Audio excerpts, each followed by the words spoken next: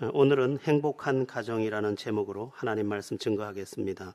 행복은 모든 인간이 추구하는 보편적인 욕구입니다. 그가 누구라 하더라도 그는 행복을 원하고 있습니다. 유대인들을 600만 명이나 학살한 히틀러도 그는 행복하고 싶어 했을 것입니다. 살인마라도 그의 기본 욕구 속에 행복에 대한 욕구는 얼마든지 있게 마련이니까요. 그러나 히틀러는 모르는 게 있었습니다. 무엇이 행복인지 그걸 잘 몰라서 그는 착각하며 살았습니다. 그는 권력이 행복이라고 여겼고 또 어떤 물질이나 이런 또 미워하는 사람들을 이 땅에서 다 제거하면 행복이 될 것이라고 착각했습니다. 그러나 자기가 미워하는 600만 명을 다 죽이고 또 최고의 자리에 올라가서 말 한마디에 수백만 명이 죽을 수 있는 권세를 가졌었지만 그는 600만 명을 죽인 살인마가 되었고 자기도 마지막에 권총으로 자살을 하고 가장 비참한 최후를 맞는 인물이 됩니다. 행복이 뭔지 몰랐기 때문에, 행복이 어디 있는지 몰랐기 때문에 그는 행복을 찾았지만 도리어 가장 흉악한 한 사람이 된 것입니다. 여러분, 우리가 알아야 하는 것 중에 가장 중요한 게 뭔가 하면 행복이 어디에 있는지를 아는 것입니다. 행복이 어디에 있는지 알아야 그 행복을 바르게 추구하게 되고 바르게 추구한 그곳에서 행복을 실제로 누릴 수 있기 때문에 그렇습니다. 그럼 행복은 어디 있습니까? 제가 지난 3월 18일자 행복의 처소라는 제목으로 설교하면서 행복이 어디에 있는지 몇 가지 말씀드렸었습니다. 네 가지를 말씀드렸었는데 그 중에 세 가지가 중요합니다. 그 세 가지가 뭐냐 하면 첫째는 작고 소소한 것 속에 행복이 있다. 그렇게 말씀드렸습니다. 따뜻한 말 한마디 주고받으면 그게 행복이죠. 따뜻한 밥 한 그릇 앞에 놓고 서로 고마워할 수 있으면 거기에 행복이 있는 거죠. 여러분, 행복은요, 그 부귀와 영화, 권력, 그 크기와 전혀 상관이 없습니다. 만약 그럴 것 같으면 하나님은 공평하지 않습니다. 돈을 많이 가진 자도 있고 권력을 많이 가진 자도 있지만 돈을 많이 가지거나 권력을 많이 가진 자만 행복하다면 대부분의 사람들이 불행할 것이 아니겠습니까? 그래서 하나님은 돈을 많이 가진 사람이나 권력을 많이 가진 사람이나 상관없이 또 그 형편이 보편적이든 아니 조금 부족할지라도 그가 얼마든지 행복할 수 있도록 모든 것을 준비해 놓으셨습니다. 그래서 가난한 자도 행복할 수 있고 부한 자도 행복할 수 있게 해놨는데 그러면 행복을 어디다 담아 놓으셨습니까? 작고 지극히 당연하고 소소한 일들 속에 행복을 담아 놓으셔서 우리가 부인이 들고 가는 가방을 대신 들어도 그것만으로도 행복할 수 있도록 해 놓으셨습니다. 그러나 권력이 있는 사람들이 비서들이 가방을 다 들고 다녀도 마음의 공허는 채울 수 없도록 또 하셨습니다. 그러니까 행복은 무엇을 가지거나 소유나 권력이나 권세 속에 담겨 있는 것이 아니라 소소하고 지극히 당연한 우리 주변의 것 속에 담겨 있다는 것입니다. 그러므로 우리는 여기 있는 모든 사람이 다 행복할 수 있습니다. 그리고 제가 또 두 번째 말씀드렸던 게 뭐냐면 행복이 어디 있느냐? 나와 너의 관계 속에 있다고 말씀드렸습니다. 나와 너의 관계가 사랑의 관계이면 그 사랑의 관계 속에서 서로 행복할 수 있는 것입니다. 가난해도 친구가 있죠. 가난해도 가족이 있습니다. 그들과 더불어 사랑하고 서로 신뢰하고 서로를 기댈 만하고 서로를 위로할 만하면 그 사람은 가진 것과 전혀 상관없이 얼마든지 행복할 수 있습니다. 여러분에게 좋은 친구가 있고 여러분에게 좋은 가족이 있는데 그냥 마음에 딱 믿어지는 친구, 그리고 마음에 딱 믿어지는 가족, 그리고 서로 인정하고 품을 만한 가족, 이게 있다면 여러분들은 저 권력 있어 보이고 모든 것을 가진 듯 보이는 저 사람들보다 더 행복할 수 있다는 사실을 잊지 마시기를 축원합니다. 세 번째는 행복이 어디 있다고 말씀드렸느냐 하면 하나님 안에 있다고 말씀드렸습니다. 그렇습니다. 하나님 안에 있습니다. 하나님은 당신의 백성들, 당신의 자녀된 자들을 품어주십니다. 그리고 사랑해 주십니다. 그리고 도와주십니다. 지켜주십니다. 인도해 주십니다. 눈물을 닦아줍니다. 소망을 주십니다. 길을 열어주십니다. 마음의 기쁨을 줍니다. 마음의 위로를 줍니다. 하나님은 계속해서 우리에게 행복할 수 있도록 은혜를 계속 공급해 줍니다. 그래서 성경에 보면 너같이 행복한 자가 누구냐라고 묻기도 합니다. 여러분, 우리는 이 세 가지를 다 가지고 있습니다. 우리는 소소하고 당연한 것, 얼마든지 행복할 수 있는 요소를 갖고 있습니다. 두 번째, 내 곁에 좋은 사람들과 더불어 살고 있습니다. 또 우리는 하나님 안에 있습니다. 그러므로 우리는 얼마든지 행복할 수 있습니다.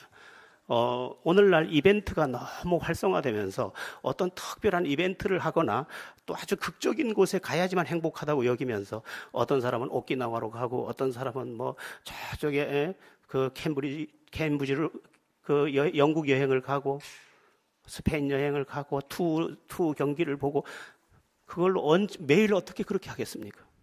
하나님은 그것 속에서 행복을 느끼도록 한 게 아니라 지극히 작은 것, 소소한 것. 예전에 보면 퐁당 돌을 던져라, 누나 몰래 돌을 던져라. 근데 개울가에서 빨래하는 누나의 손등을 간지러 주어라. 그러니까 퐁당 던져주는 거기에 내 동생이 저기서 돌 던지고 그것을 맞는 그 시원한 왜 그래? 이러는데 거기에 행복이 있고. 여러분, 행복이 엄청난 데 있다는 착각을 더 이상 하지 마시기 바랍니다. 물론 가끔 우리에게 여행이 필요합니다.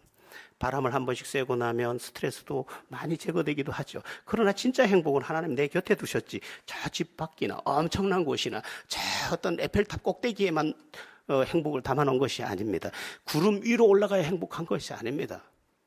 행복은 내 작은 울타리 안에 있음을 아시고 소소하고 당연한 것, 나와 너의 관계, 그리고 하나님 안에 있음을 알고 여러분들도 행복해지기를 주 예수의 이름으로 축원합니다. 자, 오늘은 가정에 대해서 이야기하려고 합니다. 행복한 가정이 오늘의 주제인데 행복한 가정 하면 저는 가정에 대한 욕심이 제가 굉장히 많은 사람이기 때문에 이 가정에 대해서는 할 말이 참 많이 있습니다. 그런데 제 얘기가 뭐가 중요하겠습니까? 중요한 건 뭐냐 하면 가정을 하나님께서 에덴 동산을 만들자마자, 사람을 만들자마자 가정부터 만드셨다는 것을 우린 주목해야 합니다. 하나님께서는 에덴 동산을 만들고 사람을 만들자마자 그 부인을 만들어 주셔서 갈비뼈를 빼서 만들어 주시고, 만들어 주신 다음에 그들을 가정, 둘이 한 몸이 될지라 해서 연합하여 가정 속에서 행복하도록 인간에게 최초의 가정을 선물해서 그 아담 이후에 오는 모든 존재에게 가정 안에서 행복하도록 만들어 놓으셨다는 것입니다. 저는 가끔 그런 이야기를 합니다. 오늘 주보에도 그런 걸 써놨습니다만은 가정만 좋아도 인생이 살만합니다. 그래서 가정이 굉장히 소중합니다. 그러니까 여러분, 소중한 것 중에 가장 소중한 것이 가정이라는 것을 잘 알고 가정 가꾸기, 그리고 가정의 행복을 꿈꾸고 그것을 정복해 가고, 그래서 집에 들어가는 게 좋고 또 가족과 함께 있는 게 좋고 다른 데 가는 게 좋은 게 아니고 집에 있는 게 좋고 가족이 좋고, 그래서 가정 안에서 여러분들이 행복해지기를 축원합니다. 어떤 사람은 집에 들어가는 걸 싫어합니다. 어떤 핑계를 대서든지 돌아다닙니다. 이 사람 불행한 사람입니다. 집에 들어가고 싶어야 합니다. 여러분들의 삶이 가정이 좋아서 행복해지기를, 가정에서 채워지지 않으면 다른 것으로 잘 안 채워집니다. 여러분들이 가정을 행복하게 만들길 바라는데, 그러면 행복한 가정은 어떻게 만들어질까? 여러 가지 말씀을 드리겠는데요. 우선 앞에 말씀드린 세 가지와 연관해 보겠습니다. 세 가지와 연관하면 좋은 가정이 되는 비결 첫 번째는 뭐냐면 작은 것을 서로 감사하며 공유하는 것입니다. 여러분, 가정 속에서는 큰 거 가지고 싸우고 이럴 거 없습니다. 가정 속에서 밥해 먹는 것이고 방 청소하는 거고 세탁하는 거고 또 자녀 뒷바라지 하는 거고 부부간에 대화하는 거, 이건데 이걸 소중하게 여기라는 것입니다. 하나님은 우리 인간이 밥을 자주 먹도록 만드셨습니다. 우리는 보통 3끼를 먹는데 하루 3끼 먹고 또 잠은 매일 잡니다. 왜 그랬을까 생각해 봅니다. 호랑이는 집을 나가면 언제 들어올지 모릅니다. 인간은 하루 3번 밥을 먹어야 되고 1번 잠을 자야 되는데 왜 그렇게 하셨을까? 그 이유는 서운한 일이 서로 있고 힘든 일이 서로 있어도 밥 마주 먹으면서 풀고, 잠자면서 또 풀고, 그리고 또 새날을 시작하라는 겁니다. 원수 같아? 또 같이 밥 먹으면서 풀고, 또 잠자면서 풀고, 또 새날을 시작하라는 것입니다. 하나님은 우리가 대화할 수 있고 우리가 함께 할 수 있는 수많은 인생을 살면서 매번 반복해야 하는 것을 담아 놓으셨는데, 그것 속에서 화평하고 그것 속에서 행복해지라는 것입니다. 평범한 일상을 행복의 조건으로 다 만들어 바꾸라는 것입니다. 악어는 6개월에 한 번만 밥을 먹어도 산다고 하죠. 우리는 악어가 아니에요. 그래서 집에 나가서 뭐 여러 가지 이유 때문에 이렇게 있는 게 그렇게 좋은 게 아닙니다. 어쨌든 여러분, 이 작고 소소한 것을 소중하게 여기면서, 그래서 제가 너무 밥하니까 저를 뭐라고 하는 사람도 있는데, 밥 자주 해 드시고 잠도 따스하게 될 수 있으면 마주 보고 잠이 안 오면 그럼 똑바로 하늘 보고, 그래도 몇 마디 하고 사랑합니다, 고맙습니다 하고, 가정이 저절로 행복이 만들어지는 것처럼 착각하면 절대로 안 됩니다. 우리가 함께 만들어가야 하는데, 이 작은 것을 소중히 여기면서 장 담근다, 김치한다, 그게 다 그냥 일이 아니라 행복을 만드는 재료라고 생각하고 함께 하면서, 그때 행복이 가정 안에 살살 깃들기 시작하고, 그 깃든 행복이 우리의 평생을 붙잡아주며 나에게 웃음이 있게 만들어준다는 것입니다. 두 번째, 나와 너의 관계 속에 있다고 했는데 마찬가지입니다. 이 사람하고 사는 겁니다. 또 내 자식하고 사는 겁니다. 내 부모하고 사는 겁니다. 그러므로 그들과의 관계를 항상 친밀하게 해야 합니다. 아침에도 용납하고 품어주고, 저녁에도 용납하고 품어주고, 아침에 인사해서 보내고 저녁에 인사하며 맞이하고, 그렇게 사랑하라는 것입니다. 가정이 좋아야 인생이 좋다고 말씀드렸습니다. 왜 그러냐? 둥지가 좋아야 되는 것입니다.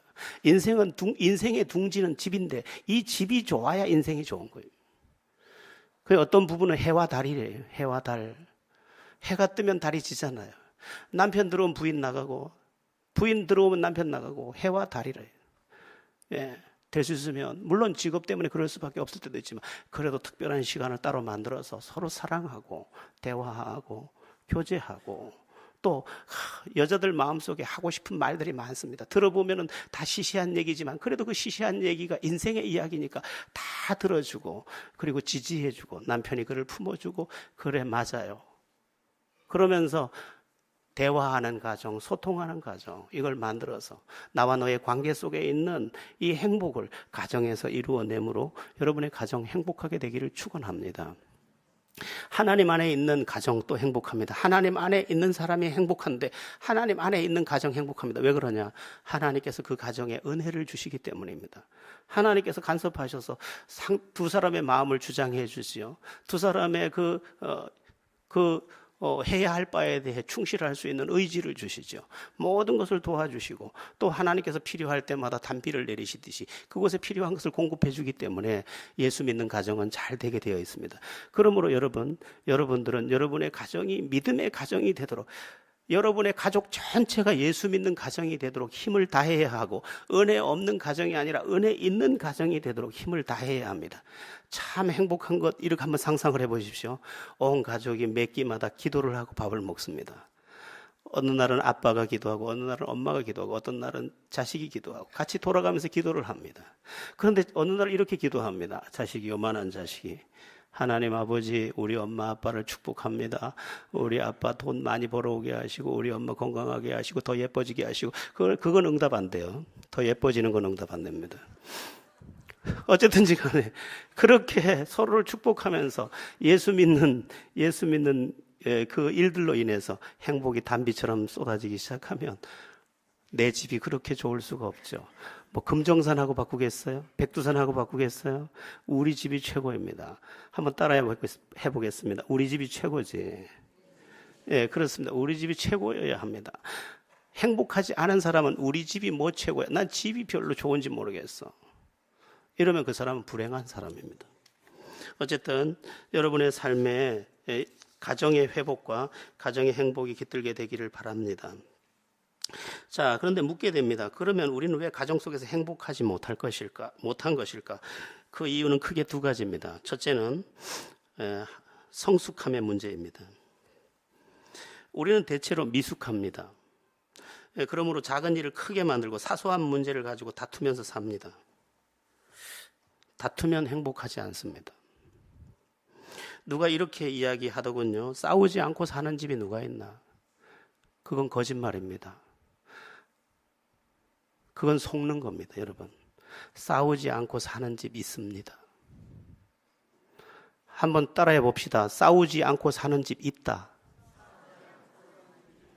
예, 물론 의견 충돌은 있을 수 있지만 싸우지 않고 사는 집 있습니다. 왜? 싸우지 않기 때문에. 싸울 일이 있을 때 피하기 때문에. 박태수 집사님이 화가 나서 막 그럴 때 유순복 권사님이 깨갱하고, 유순복 권사님이 화가 나서 말하고 그럴 때 깨갱 박태수 집사님 하고 안 싸우는 겁니다. 그게 누구나 감정이 다 있기 때문에 다툴 일은 얼마든지 있게 마련인데, 성숙한 사람이 누구냐? 그 시간을 잠재울 수 있는 사람인 겁니다.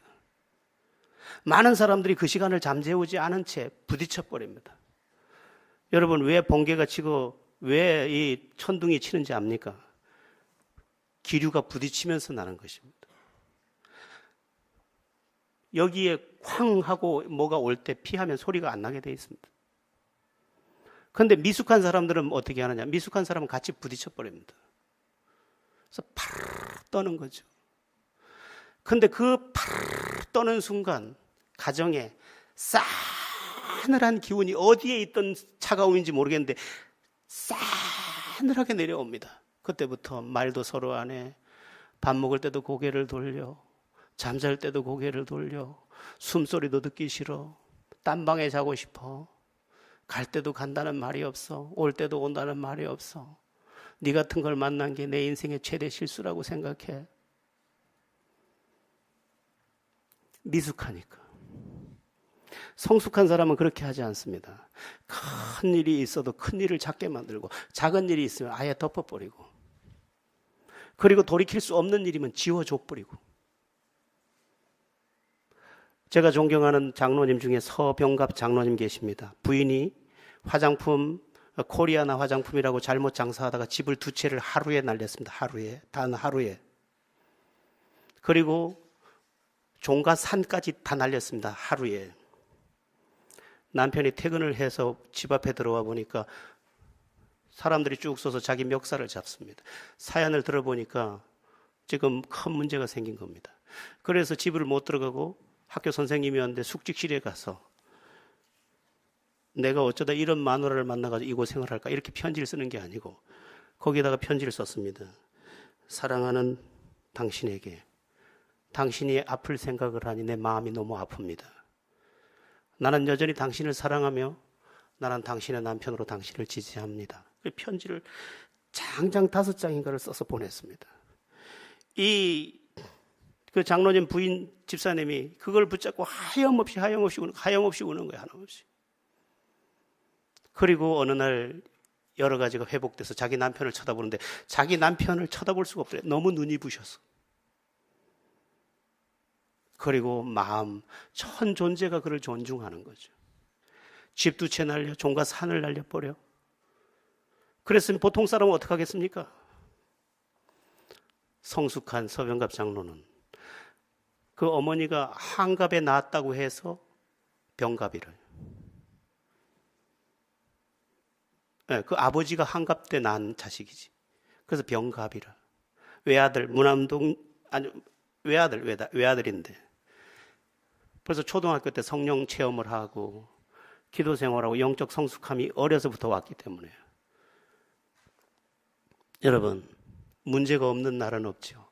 문제는 항상 우리 가정에 임하게 돼 있는데, 그 불을 어떻게 끌 줄 아느냐. 이건 성숙한 사람이 끄는 것입니다.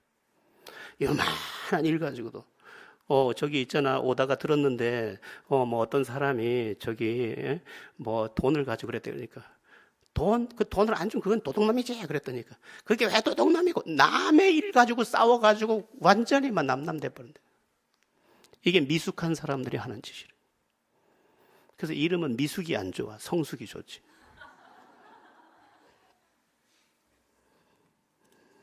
어디서나 마찬가지. 다 알지만 삼켜주고, 다 알지만 덮어주고, 다 알지만 눈 감아주고, 다 알지만 그래도 사랑해주고. 그러니까 이건 보통 성숙한 사람이 누릴 수 있는 게 아니에요. 행복은 모든 사람이 가질 수 있지만 모두가 누릴 수는 없어. 누가 누릴 수 있느냐? 성숙한 사람. 그래서 우리는 더 성숙해져야 되고, 더 너그러워져야 하고, 더 커져야 합니다. 여러분들의 성숙함이 여러분의 삶의 터전을 행복하게 하기를 축원합니다. 사람들이 왜 행복하지 못하냐? 첫째는 성숙함 때문이라고 했고, 두 번째는 책임 문제입니다. 오늘 본문과 연관해서 말씀드리려고 하는데, 가정에서 나의 책임이 매우 중요합니다. 여러분에게 한번 물어보겠습니다. 여러분 한번 대답해 보세요. 여러분, 우리 가정 누가 잘하면 행복해질까요? 이게 질문입니다. 남편이 잘하면 행복해질까요? 아니면 아내가 잘하면 행복해질까요? 아니면 부모가 잘하면 행복해질까요? 아니면 자식이 잘하면 행복해질까요? 제가 질문하는 거를 보니까 누가 잘하면 행복해질까요? 오, 저쪽에서 진건이가 내가 잘하면 행복해진대. 그 누구도 아닙니다. 내가 잘하면 우리 가정이 행복해집니다. 어떤 가정을 보면 아빠 때문에 행복한 집이 행복하고, 어떤 집을 보면 아빠 때문에 불행합니다. 어떤 집을 보면 엄마 때문에 행복하고, 어떤 집을 보면 엄마 때문에 불행합니다. 어떤 집을 보면 그 딸 때문에 행복하고, 어떤 집을 보면 그 딸 때문에 불행합니다. 어떤 집을 보면 어떤 아들 때문에 행복하고, 어떤 집은 그 아들 때문에 불행합니다. 그러니까 우리 각자의 위치에서 보면 그 가족의 구성원이 되는 나 때문에 내 가정이 행복할 수도 있고, 나 때문에 불행할 수도 있는 것입니다. 그럼 우리는 어떻게 해야 합니까? 예수 믿는 나이기 때문에 나 때문에 우리 가정이 행복하게 만들어내야 하는 것입니다. 우리는 하나님의 사람이고 은혜 받은 사람들이기 때문에 그렇습니다. 그래서 오늘 본문이 예수 믿는 모든 세대의 사람들을 지칭하며 말씀하고 있습니다. 우리 다 함께 본문 5장 22절에서 25절까지를 보겠습니다. 먼저 22절부터 24절까지를 우리 같이 한 목소리로 합독해 보겠습니다. 아내들이여 자기 남편에게 복종하기를 주께 하듯 하라. 이는 남편이 아내의 머리됨이 그리스도께서 교회의 머리됨과 같음이니 그가 바로 몸의 구주시니라. 그러므로 교회가 그리스도에게 하듯 아내들도 범사에 자기 남편에게 복종할지니라. 아멘. 아내들에게 먼저 권면하고 있습니다. 이 유대인에게 있어서 또 이 히브리 문화권 안에서의 순서는 매우 중요합니다. 남편들이여 이렇게 먼저 말해야 될 것 같은데 아내들이여를 먼저 말하고 있습니다. 그럼 무슨 말일까요? 아내의 역할이 더 중요하다는 것입니다. 사람들은 이렇게 생각합니다. 나는 남편 때문에 불행하다. 여자들 가슴에 다 들어있는 공통된 말. 내가 남편만 잘 만났어도 이렇게 생각하다. 아니라는 거예요. 아내의 역할이 더 중요하다는 것입니다. 여러분 인정하십니까? 아내의 역할이 더 중요합니다. 물론 창조의 순서도 남자가 먼저고 가정의 질서도 남자가 우선인데 행복한 가정의 조건으로는 여자가 먼저라는 것입니다. 격투기의 전설 같은 사람 하나 있는데 맥그리거라는 사람입니다. 이 사람은 정말 깡패입니다. 그냥 주먹질만 하고. 그런데 여자를 만났습니다. 한 여자를 만났는데 순한 양이 됐습니다. 그리고 그가 시키는 대로 싸움은 잘하니까 몸에 배어 있으니까 훈련을 받아서 세계적인 격투기, 종합격투기 2체급 석권한 전설의 최초의 사람입니다. 그리고 아내 앞에 참 순합니다. 그리고 쓰임받는 이 시대의 사람으로 바뀌어가고 있습니다. 여자가 얼마나 대단한지 모릅니다. 그래서 조선시대에 하는 말이 있습니다. 왕은 남자지만 왕을 움직이는 건 궁중의 여자라는 거예요. 여자, 그래서 여자는 뭘 잘해야 되느냐? 여자는 남자를 잘 움직일 수 있어야 돼. 호호호호호. 뭘 그렇게 잘하세요? 뭐든지 하시면. 이렇게. 당신은 못하는 게 없어요. 그럼 남자는 누구냐면 인정을 받아야만 움직이는 요소를 갖고 있습니다. 남자는 인정을 해주면 하늘에다 사다리를 놓는 사람들이에요. 남자는 그렇습니다. 그런데 여자가 막 코끝으로 자꾸 무시는 자기가 말도 아니면서 뭐만 하면 네 같은 게 뭐 하겠냐는 거지. 그랬더니 가서 인정받지 못한 남자는 밖에 가서 무슨 짓을 하냐. 하지 말아야 할 짓을 반드시 해가지고 돌아옵니다. 여자가 남자를 자꾸 안아야 합니다. 사랑합니다. 기뻐합니다. 놀라우셔라. 고마우셔라. 당신은 배도 이렇게 이쁘게 나오셨네요. 이렇게 하면서. 여자들이요, 바보예요. 여자가 얼마나 놀라운 위치에 있는지 모릅니다. 남자를 마음껏 움직일 수 있습니다. 예전에 정필도 목사님 특강할 때 사모님들, 우리 목사 부부들 특강을 하는데 그러시더라고. 여자들한테 부탁하는데 제발 집에서 못 박지 말라고. 남편이 박으려면 일로 내려와봐, 내가 할게. 그리고 탁 박아가지고 팍팍 때린다는 거예요. 그러면 안 된다는 거지. 남편이 자존심 탁 상해가지고 그때부터는 막 네가 다 해라 이런다는 거지. 그런데 남편한테 다 맡겨놨더니 뭘 했더니 형광등 깔고 오 우리 남편 이렇게 한다네. 그 다음에는 막 이렇게만 하면 되는데 못을 박아야 될 때 있는데 조기 그러면 올라가서 막 죽으라고 박는다는 거지. 남편 단순하잖아요. 그저 좋아하는 거, 기뻐하는 거, 그에게 위로가 되는 거 많이 안아주시고 인정해 주시고. 그래서 여기 보면 뭐라고 되어 있냐면 남편에게 심지어 복종하라고 되어 있습니다. 그를 지극히 높이 인정해 주라는 것입니다. 그의 권위와 모든 것을. 여러분 불행하면 안 되잖아요. 인생 딱 한 번 살았는데 내 옆에 있는 사람을 원수로 만들어서 평생 불행해지면 안 되잖아요. 이 사람이야말로 나의 영웅이 되게 만들어야 되잖아요. 나는 평강공주, 너는 온달로 이렇게 해서 너는 바보지만 내가 장군으로 만들고 말겠어. 그래서 이를 위대한 인생으로 만들고 위대한 인생의 아내로 승리해야 하는 것입니다. 그런데 아브라함을 보니까 아브라함이 잘나서 좋은 남편 아니었습니다. 자기 아내를 2번이나 남의 남자한테 준 사람이에요. 바로 왕에게도 1번 주고 그랄 왕 아비멜렉에도 주고 내 누이입니다. 여동생이에요. 동침하세요. 줬어요. 그런데 사라가 어떻게 하는지 아세요? 우리 남편은 연약한 사람이다. 내가 저 연약함을 감당해줘야 한다. 그래서 와가지고 당신이 남자가 부인을 보고 누이라고 해가지고 다른 남자한테 주는 게 당신 남자가 이렇게 해야 정상이지만 아무 말 하지 않고 그에게 복종했다 되어 있습니다. 그러니까 사라가 대단한 사람이에요. 사라가. 여자들이 잘해야 합니다. 남편이 승리하지 못하는 이유 중에 많은 이유가 여자예요. 여자.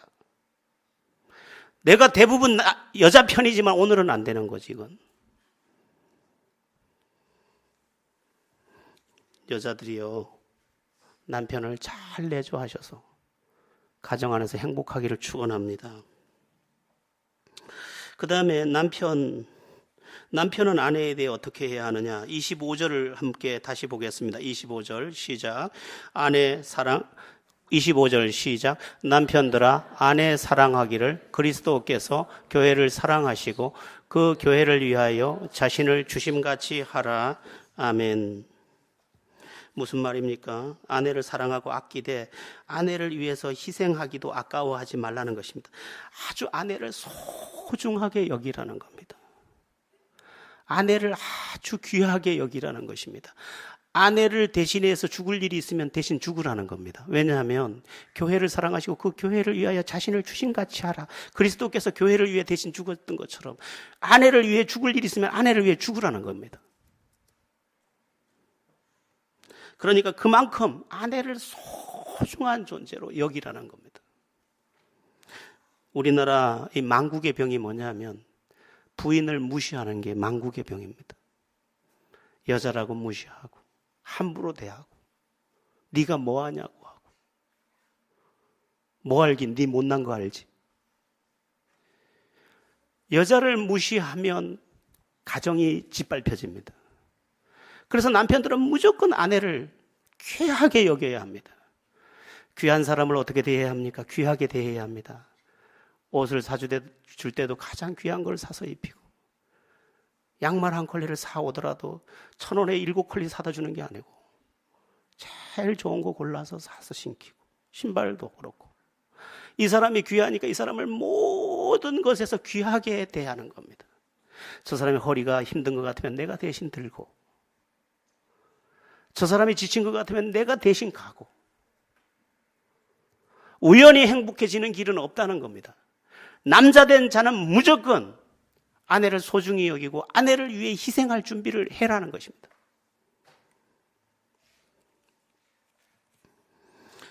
남자는 아내의 비바람도 막아주는 사람이고, 그리고 욕을 대신 먹는 사람이기도 해야 합니다.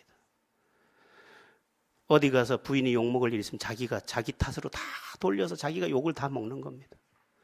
어떤 바보 같은 남편은 이렇게 얘기합니다. 아이고, 애들 엄마가 그런 거 아닙니까? 거기까 물어보이소. 이렇게.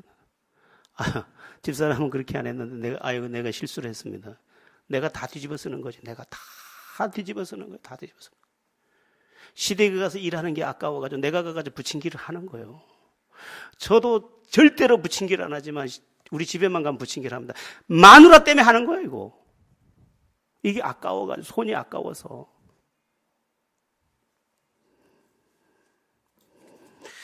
여러분, 가정의 근본 단위는 부부입니다, 부부. 자식이 아니에요. 우리는 오늘날 너무 자식에게 집착하고 있습니다.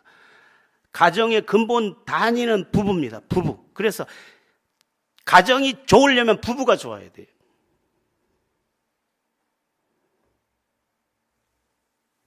그러면 어떻게 부부가 좋을 수 있습니까? 아내는 남편을 인정해주고 남편은 아내를 지극히 사랑해야 합니다. 그러면 자식 그냥 놔둬도 잘 큽니다. 왜? 사랑하며 사는 걸 봤거든. 기회만 있으면 서로 위로하네. 기회만 있으면 서로 희생하네. 이걸 보고 컸거든. 이걸 보고 큰 아이는 절대로 불행해질 수 없어. 이미 봤기 때문에.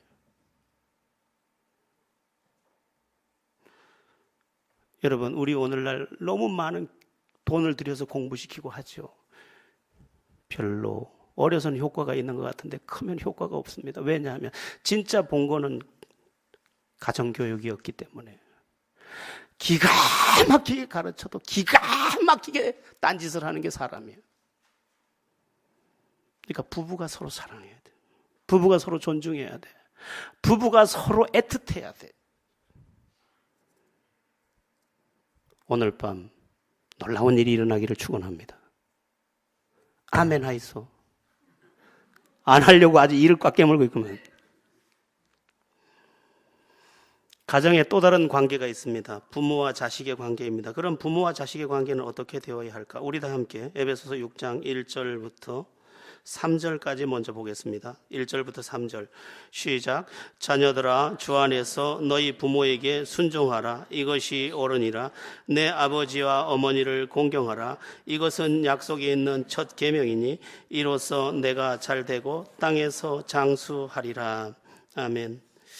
자녀들에게 먼저 부탁하고 있는데 부모에게 순종하라, 부모를 공경하라. 그것이 네가 잘되고 장수하는 비결이다. 여기서 장수라는 말은 유유히 누릴 행복의 방식이라는 것입니다. 왜 부모를 공경해야 할까? 이것은 기본이기 때문입니다. 이것이 옳으니라는 말은 마땅하다는 뜻입니다. 네가 낳은 부모도 공경 못하는 정도의 너라면 너는 행복할 수 없다는 것입니다. 오늘날 자식들이 부모를 얼마나 가볍게 여기고 자기가 갓 낳은 자식에게만 얼마나 집착합니까? 바보짓이라는 거지. 하나님은 어떤 하나님이냐? 질서의 하나님입니다. 그러므로 사람의 기본이라고 할 수 있는 부모 공경은 필수적인 일이 되는 것입니다. 그러니까 그 기본을 해야 기본의 삶이 우리 안에 들어오는 겁니다. 제가 감사한 것 중에 하나가, 저는 5남매인데 이번에 아버지가 뭐 돌아가시느니 어쩌느니 해서 올라갔다가 참 감사한 게 뭐냐면 우리 5남매가 다 효자 효녀들이라는 거예요. 참 고맙더라고요. 어떻게 이렇게 다들 부모에게 잘할까? 우리 아버지가 참 복되시구나. 그리고 참 아름답구나, 이게. 여러분, 부모 공경이 자연스러워야 그 나머지가 다 자연스러운 거예요. 우리가 이 작은 것 위에 큰 걸 놓으면 무너지듯이 우리가 아버지, 어머니를 무시하고 쌓은 탑은 다 무너지게 돼 있어요. 자연스러운 게 온전한 것인데 그 자연스러운 것의 첫 번째가 뭐냐? 부모 공경하라는 거죠. 오늘이 5월 6일이고 내일 모레가 어버이날인데 꼭 부모님에게 내가 당신의 자녀임이 고맙다고 인사하고 그 부모를 공경해주는, 인정해주는 그런 날 되기를 바랍니다. 이런 막대 먹은 사람도 있습니다. 나 부모 공경 안 할래요. 우리 부모가 나한테 해준 게 없어요.